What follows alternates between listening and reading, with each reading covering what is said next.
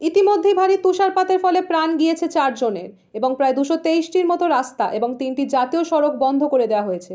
বর্তমানে 1000-এরও বেশি পর্যটকের গাড়ি দাঁড়িয়ে রয়েছে মানালির সোল্যাং ভ্যালিতে।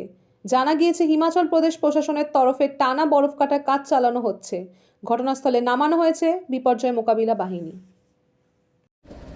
এই মুহূর্তে রয়েছি সোলং ভ্যালিতে। বেলা 1টা থেকে এখানে রোড জ্যাম।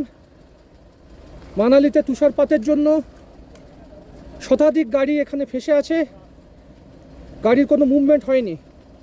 বিষয় হলো স্থানীয় প্রশাসনের কোনো দেখা এখনো পর্যন্ত আমরা পাইনি। জানি না এই পর্যটকরা কিভাবে উদ্ধার। 1 बजे से यहाँ रुके हैं सब,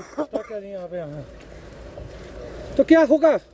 पता नहीं सर क्या होगा। पुलिस वाले आए थे, पुलिस वाले आए थे। अगर अब निकल गई तो गाड़ी ठीक है, नहीं तो सोमवार पर बात हुई है, तो सोमवार को निकल पाएगी।